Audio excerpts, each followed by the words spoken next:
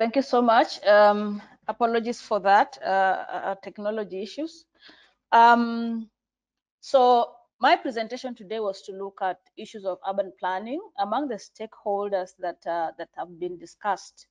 On our way up there was about stakeholders within coastal regions that need to be involved when it comes to MSP. Because when you look at the concept of marine spatial planning, it is intersecting many stakeholders, and coastal systems have different types and clashing interests. And for us to be able to go ahead and push forward with MSP, we need to look at this specific stakeholder, which is my area of interest that I would like to talk to you about. Okay, next, Abby.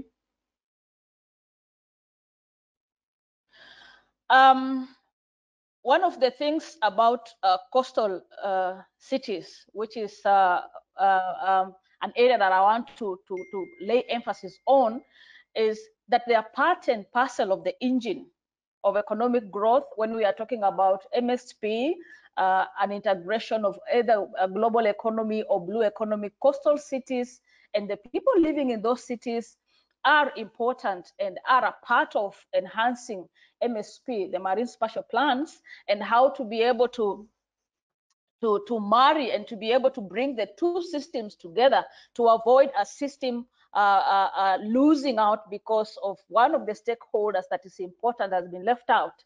And so we are seeing that coastal cities are economic engines. That's where we are getting our resources from for us to be able to manage our MSP plans.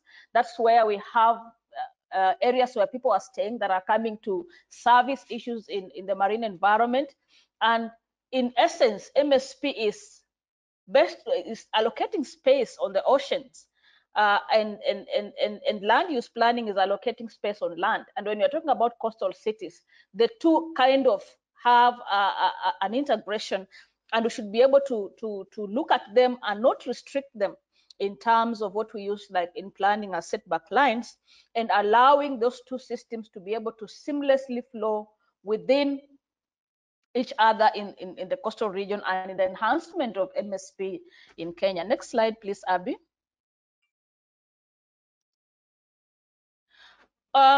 I've just put a little bit of explanation on the importance or on the interrelationship between MSP and the coastal cities and the marine environment, to be precise.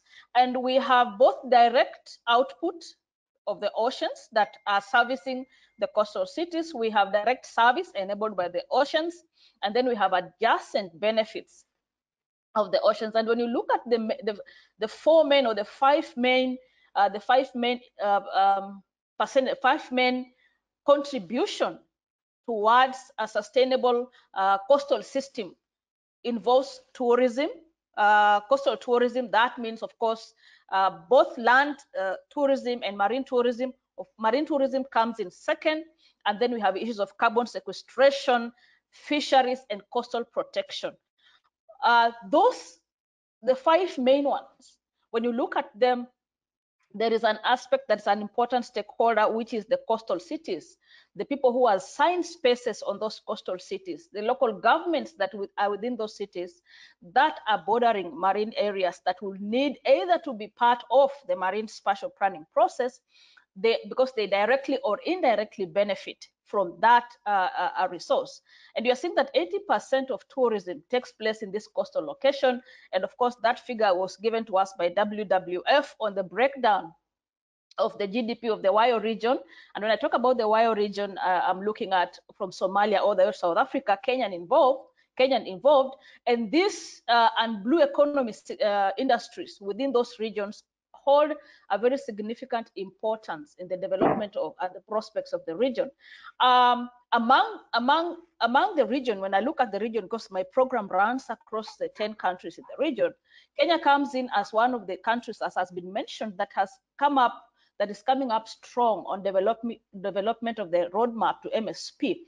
And therefore, it is important that as we plan and as we go ahead developing the MSP, we need to be able to have a seamless relationship with the coastal cities, with the cities around. That includes Mombasa, areas of Lamu, And that relationship will actually help us to be able to have a positive relationship and feedback towards MSP. From a planning perspective, as a planner, some concepts of MSP would actually look very different for me as a planner. And of course, when you're talking about land use planning, some concepts of land use planning will be very different from the marine scientists who are looking at MSP. And therefore, having an integration of the two will be able to help us, because the principles almost are the same. We use the same principles to be able to allocate that space on land, and the same principles may actually be used to allocate that space on the ocean. And an integration of the two, the marine environment, will actually enhance the relationship as a stakeholder in getting benefit from MSP from the Kenyan cities. Let's go on, Abby. So what are some of the snapshots that I wanted to bring across as a stakeholder looking at cities, especially coastal cities and coastal communities as stakeholders in MSP? If we have, I think we have had integrated coastal zone management that has tried to bring these two ecosystems or two systems together. It's relatively new, and looking from a wider, of course, perspective in the WIO region, it's relatively new. A few countries have developed it. Kenya could say one of them, South Africa through Operation Pakisa. Then Mauritius and Seychelles are working towards having an integrated MSP. So you find that this kind of process is still young, and that's why we are here to be able to strengthen it. And therefore, the land use planning authorities require to be enhanced, and that includes even the local municipality. Now, for our Kenyan scenario, if you look at the governance has come down to the communities. It's now the governors, and they have their parliament, and they're dealing with issues within their local systems. So for us to be able to enhance this process, we need to be able to have the planning authorities, the municipalities included in the process. And we'll see in the next slide why I think that this is important, because planning structures, if they are not well managed on land, then we are going to be actually causing a negative impact on a plan that is being struggled on the marine side. That's the MSP. And as I said earlier, the coastal spaces has an arena of multiple stakeholders, interests, and activities. And of course, looking at issues of ecological values attached to habitats, these areas can pose to be conflict, but as well, they can also give us an opportunity to be able to have an MSP in Kenya that can be able to be seamless again between these two environments. Let's go on, Abby. So I just tried to bring it down in terms of zoning design concepts and perspectives from the land use planning bit. And this is one of the maps, I mean, the spatial plan maps that was done for Lamu by WWF and partners. And when you look at the current policy in Kenya with regards to developing spatial plans, apart from having setback lines, okay, we can say that those lines, the planning lines that separate land and sea, have been there since immemorial, but we've been having problems in coastal systems and impacts on the coastal side because of either the weakened line or because of the lack of agreement between the land use planning and the marine planning. And in the Lamu case, I think they were allowed to plan 5 kilometers into the ocean, and it is something that we are looking into, and something that we are advocating, that the coastal systems should be able to allow an integration, so that when we are having a spatial plan, for example, of Mombasa, Lamu has already been done, that the land use planners need to be enhanced to enable them plan into the ocean. And therefore, when we are doing your MSP, the same principles that we are using to be able to help the land use planners understand the concepts of MSP will enable us to be able to have an MSP and a land use plan that is seamlessly running through. So one of the things that looking at my diagram is looking at the natural resources. Of course, when you're doing land use planning, we look at those themes: natural resources, the ecosystem strategy, And then we look at human settlement strategy. You should be able, if you're doing a plan for an area, of course, you have to assign space where human beings are going to stay and all the necessary infrastructure that is required for that. And then we look at issues of institutional and governance. I think for Kenya, we have a governance structure that is a little new, but it can easily make working a little easier as compared to some of the countries that are working within the region because of the governance has been brought down. So we can be able to negotiate our planning of MSP and merging with land use planning seamlessly on this in this case. Then issues of tourism, heritage, and strategy, and of course livelihood and spatial strategy. When we are discussing about land use planning and assigning that space, and we are talking about people, the human settlement, and so forth, all the infrastructure that comes through there, if those infrastructures are of course neglected and of course or left into dereliction, then we are going to have another impact on the marine space. So we are saying that the processes and strategies, the zoning, the spatial concepts that we use for land use, we need to be able to enhance the infrastructure, the planners, the land use planners, to be able to come into the MSPs and see which are some of these areas that have sensitive ecosystems within the marine environment that you cannot assign a neighborhood within that place. Which of these areas would be good actually for agricultural to avoid flows into the oceans that will create an environment that becomes a negative impact in the ocean system. And therefore, that's why we are trying to suggest that the land use planners and the marine planners need to be able to come up together and look at how they can be able to marry these two, because coastal cities, you will have to deal with communities and people and infrastructure on land, as well as dealing with those infrastructure in the marine environment. Let's go on. So where can we be able to marry the linkages? Where can we be able to look at land-based plans and MSPs? I'll look at the second issue, that failures in urban planning or land use planning, of course, has an impact in marine environment.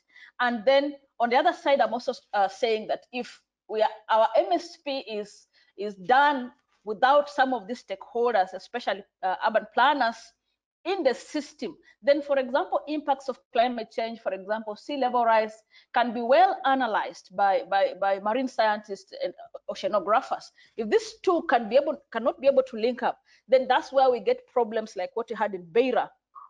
A tsunami comes in and you find that a lot of effort that has been put in enhancing an MSP or in enhancing a coastal city go up in flames because of the lack of understanding between these two professional or these two environments. So one of the things is that the pressure of natural resources and ecosystems and the issue of inadequately planned and scanty services in human settlements have an impact on the marine areas.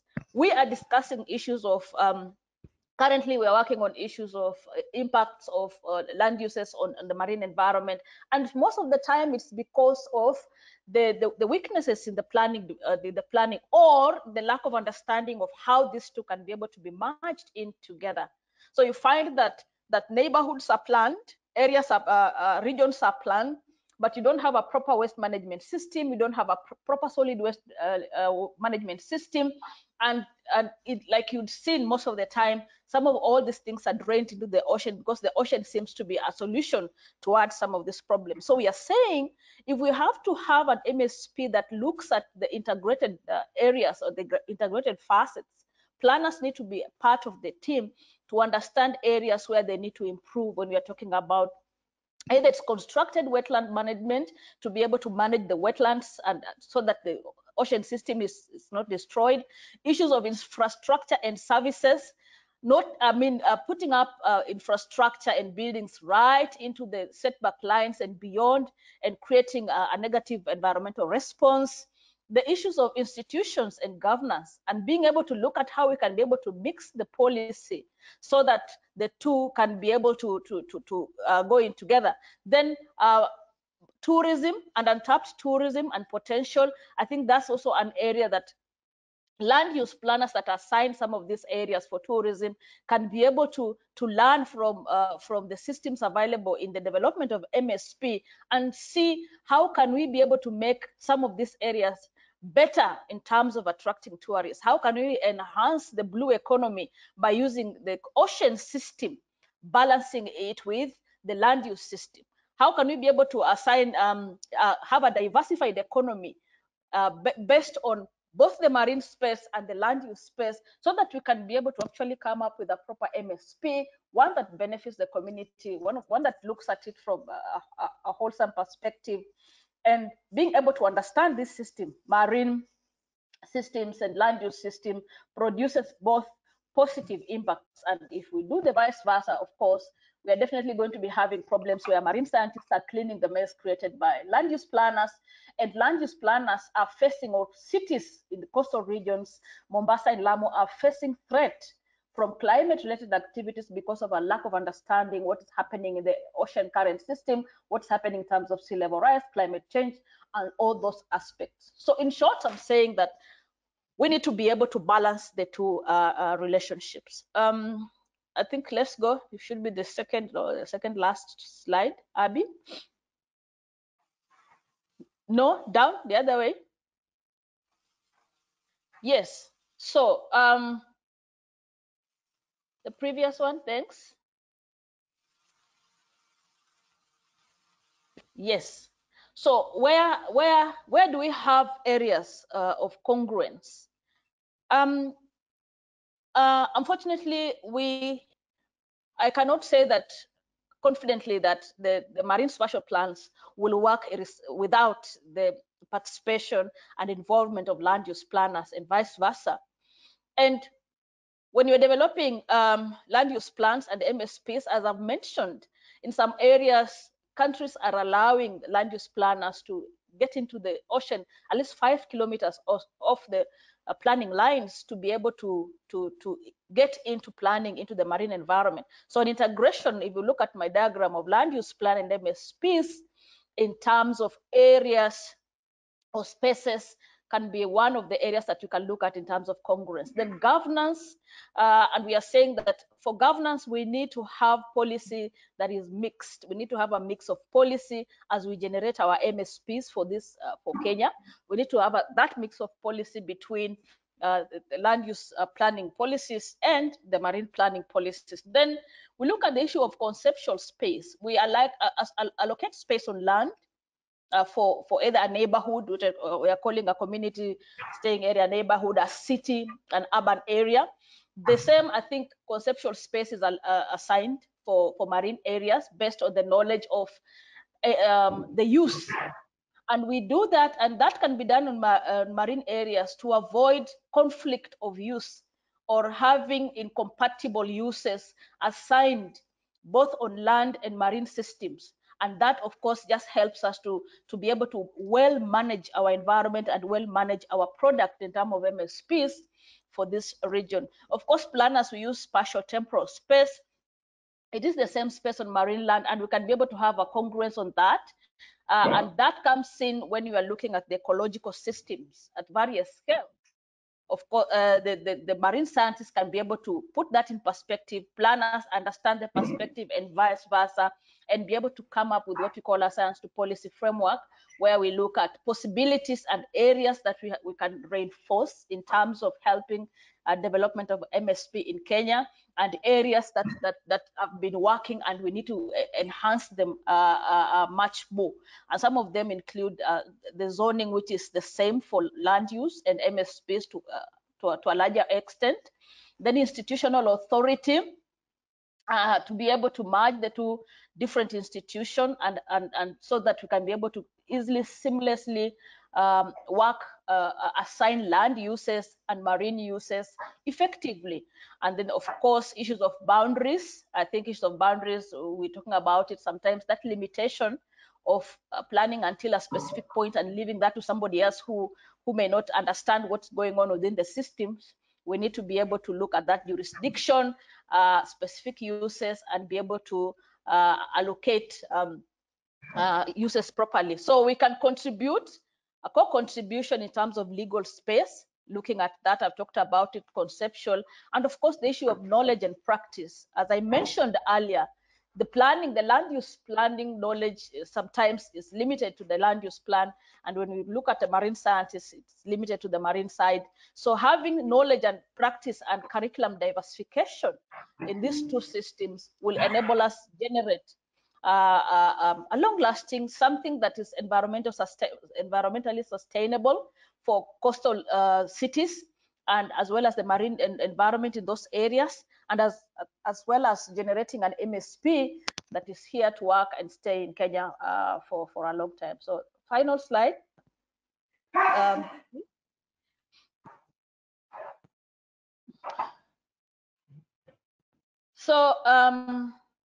Well, a few challenges there, and the way forward for us is, as we're talking about MSP, kind of coming into the global economy and into the blue economy, where we are looking at several facets, several stakeholders, several sectors, institutional.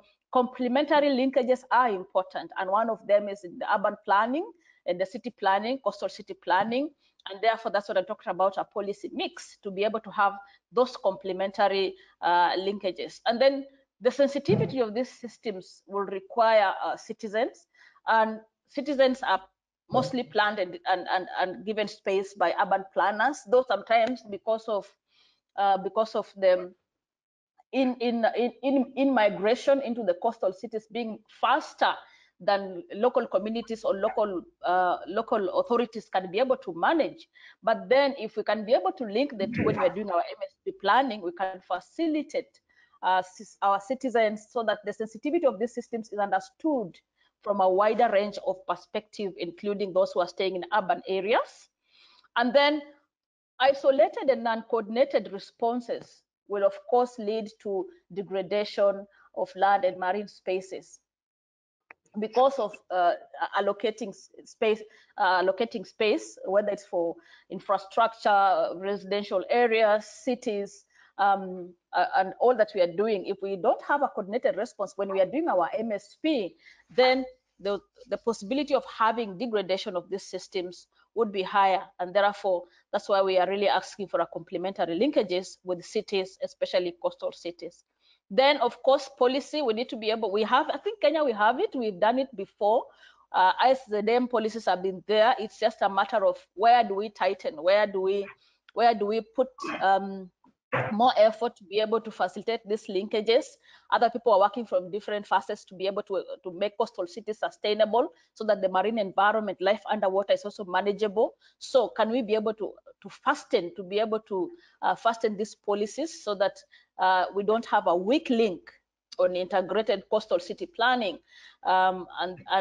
and that of course happens when we don't link the nodes, what you're talking about, if I use the sea as the node, and the resource hinterlands where we are, actually the onshore and the offshore area, merging the relationship between planning, urban planning, or spatial planning, which is the hinterlands, offshore areas, with the sea, which could be the node, is a better way for us to be able to manage our MSP, make it a little integrated, make it people-oriented, make it sustainable, and make the two systems, the communities, be able to benefit from the planning, the MSP, the blue economy, and what we are anticipating as Kenya to move forward in terms of making our coastal cities sustainable and efficient. I think that's my last slide. Thank you so much for your time.